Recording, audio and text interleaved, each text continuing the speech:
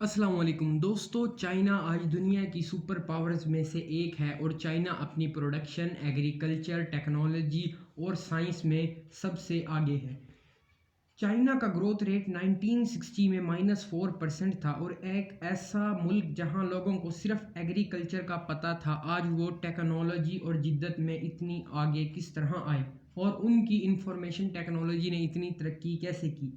آج سے 40 سال پہلے جو شہر ایسے تھے وہ آج ایسے ہیں۔ یہ انقلاب کیسے آیا؟ چائنا میں 2000 سال تک امپیرل چائنیز ڈینسٹی نے حکومت کی اور 1644 میں کنگ ڈینسٹی پاور میں آئی۔ اب 18ویں صدی میں انگلینڈ اور دوسری پاورز کافی طاقتور ہو چکی تھی اور چائنا کے آس پاس ان کا انفلوئنس بڑھنے لگا تھا۔ 1973 میں کچھ برطانیہ کے تاجر کنگ ڈینسٹی کے پاس گئے اور تجارتی امور پر بات چیت کی، جس کا مقصد چائنا میں برٹشر کے لیے نئے ٹریڈنگ پورٹ کھولنا اور پابندیوں کو کم کرنا تھا۔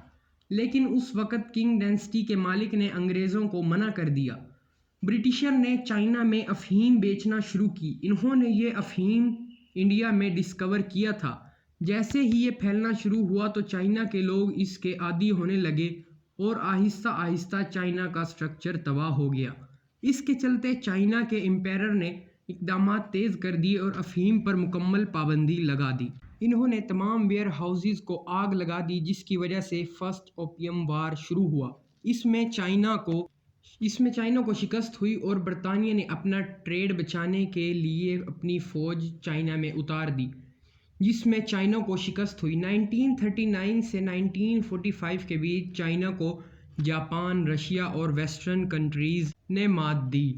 دوستو، چائنا میں فرسٹ سول وار کا آغاز ہوا، جس میں چائنیز نیشنلسٹ پارٹی اور چائنیز کمیونسٹ پارٹی تھی اور 1949 میں چائنیز کمیونسٹ پارٹی جیت گئی اور چائنا میں CCP کی حکومت شروع ہو جاتی ہے۔ اب چائنا کا پریزیڈنٹ ایک ایسا انسان بنتا ہے جس کے غلط فیصلوں کی وجہ سے 45 لاکھ لوگ بھوک سے مر جاتے ہیں اور چائنا کے ڈاؤن فال میں ماؤ زیڈونگ کا کردار اہم تھا۔ اس نے ایک ایسی کمپین شروع کی جس کا مقصد چائنا کے ایگریکلچر آؤٹ پٹ کو بڑھانا اور انڈسٹری کو ترقی دینا تھی۔ اس نے بڑے لوگوں سے زمین چھین کر غریب کسانوں میں تقسیم کر دی، لیکن اونرشپ گورنمنٹ کے پاس تھی۔ تمام معاملات کو گورنمنٹ خود ہینڈل کرتی تھی، لیکن فورس لیبر کی وجہ سے یہ پالیسی ناکام ہو گئی۔ اسی طرح انڈسٹریز بھی تباہ ہو گئی اور لوگوں میں بھوک کا دور شروع ہو گیا۔ لوگوں نے اس کے خلاف مزاحمت کی اور لوگوں کو زبردستی جیلوں میں ڈالا گیا اور ان کو ٹارچر بھی کیا گیا۔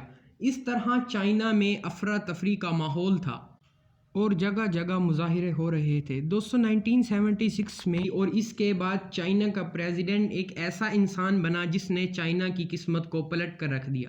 یہ انسان ڈینگ زیمپنگ تھا، جو ماؤ کے آئیڈیاز کے خلاف تھا۔ ان دونوں کی سوچ اپوزٹ تھی۔ اس نے معیشت کو بوسٹ کرنے کے لیے ایگریکلچر، سائنس، ٹیکنالوجی پر زور دیا۔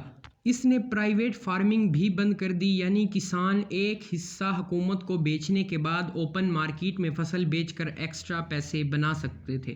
اس سے ایگریکلچر آؤٹ پٹ میں تیزی آئی کیونکہ کسان کے پاس فریڈم تھی۔ دوستو، 1975 سے 1985 کے دوران ایگریکلچر پروڈکشن چائنا میں 25% سے بڑھ گیا اور ڈینگ نے سنگاپور کی سکسیسفل اکنامی کو سمجھنے کے لیے 22,000 آفیشل چائنیز کو سالوں تک سنگاپور بھیجا۔ انہوں نے انڈسٹری میں ٹیکس کم کر کے زیادہ فریڈم دی، جس سے تجارت بڑھ گئی۔